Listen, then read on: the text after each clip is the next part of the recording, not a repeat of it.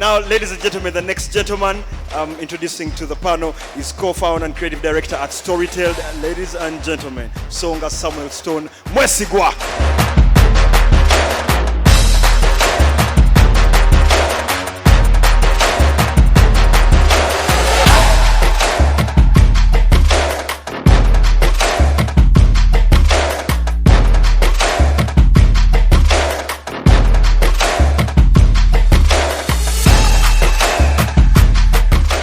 SONGA Samuel.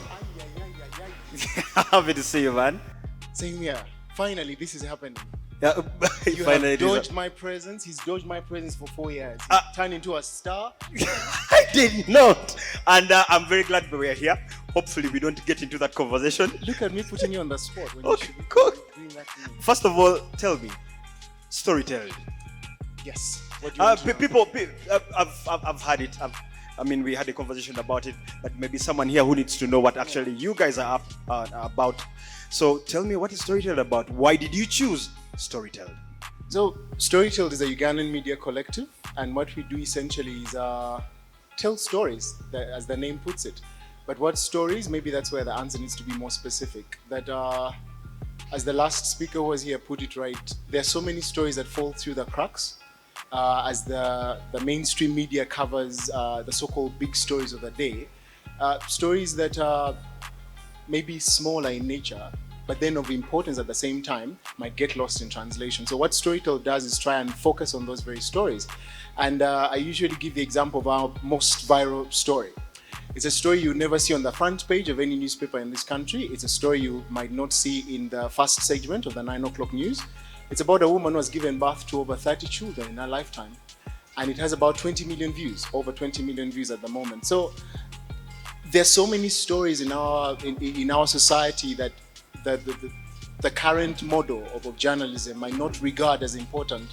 But as you and I know, stories are building blocks. So we have to revisit what we define as a story. What is a story? To me, a story is ideally anything that helps us understand our society. So that's what essentially StoryTELD is about. StoryTELD is about telling our story. Yeah. And I need to understand, because the reason why you are here is because you've done things a certain way. And maybe people would want to understand, what have you been intentional with when it comes to innovating, when it comes to finding that you deliver a certain way? What is your innovation DNA? I think when we speak of innovation DNA at StoryTELD, it's the understanding that we are surviving at a time when almost everyone is a storyteller by way of the mobile phone.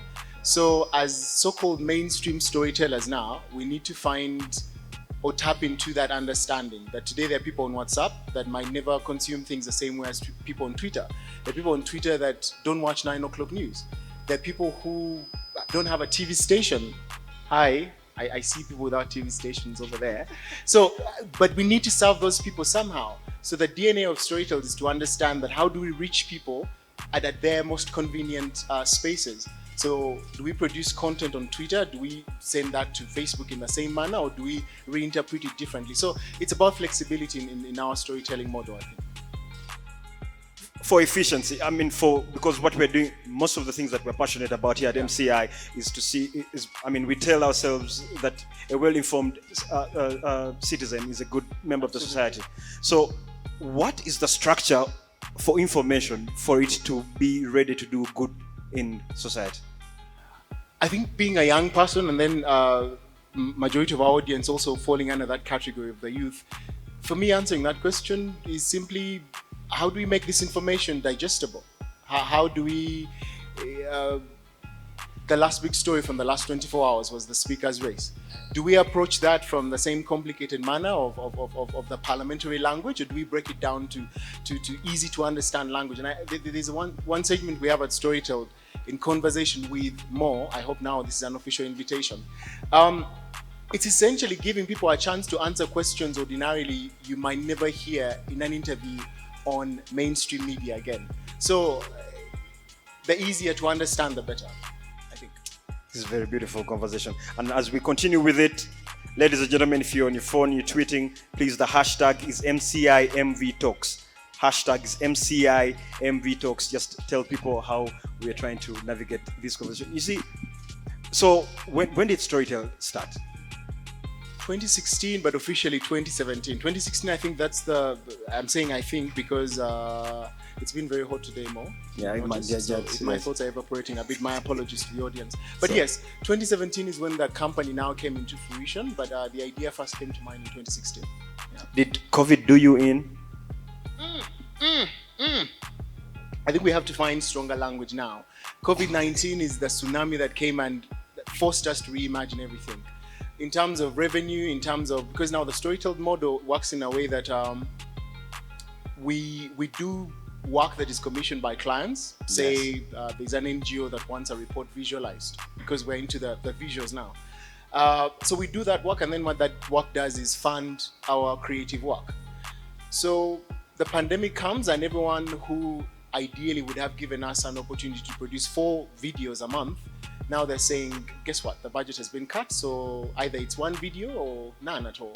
So COVID-19 has manifested in that manner. But then, to preempt your next question, it has also created a very, very interesting opportunity for collaboration, in a sense that how do we now maintain this model but find people who identify with the same vision of visualizing and explaining things and being intentional about the stories we select and the ones that we dwell on. So I think it's wading through and we're hanging in here. Yeah. So it's majorly the gig and whatever you're doing at StoryTELD is the life into it is from the funders that you do work that is outside the actual gig. Monetary life, yes. The actual gig that you do. So what happens? So anyone who wants to tap into that kind of in your similar media space, they must prepare that's where money should be made. Or is there other ways? Are there other ways you might want to try and see how whatever you do money keeps coming from different corners and keep you afloat? I think to anyone who is trying to start up something or is in the process of starting or have started, answering the money question, that is now the most important of them all. We can start out with passion, we can start out with a zeal to tell stories, but if we have not answered the money question, where's the money coming from? And there's so many opportunities, whether it's grants, whether you're applying for fellowships, but you need to answer that question. If you have not figured that question out, I know our model might sound very appealing, but what happens if we've taken up all the clients? Hopefully. What happens when that's the scenario? You now need to find where the money is coming from. So, and I think when I look at the phrase media viability, for me, it's important, especially today, for any media company, however small or however big, to figure out the money question, because people are not working for vibes anymore. Exposure is no longer sufficient. No bank says, hi, how much exposure do you have in your bag? I would love to give you 100 million shillings. No one is doing that. Especially for media companies, we have a lot to prove. People think we're not viable enough. It's just news. No one is paying for news, at least not in Uganda. So the money question is important, and I don't have a straightforward answer, sadly, but figure it out. Or come and have a conversation with me. I hope I'll be helpful somehow. So, ladies and gentlemen, Samuel Stone, this guy is an aviation and plants enthusiast. Do you have so many plants in your house? Is 300 a number you want to listen to? What? So, ladies and gentlemen, I will see myself out now. Samuel Stone, everybody. A big hand clap for this guy. Very happy to meet you. Guys. Thank you very much to the guy from StoryTELD. Awesome guy.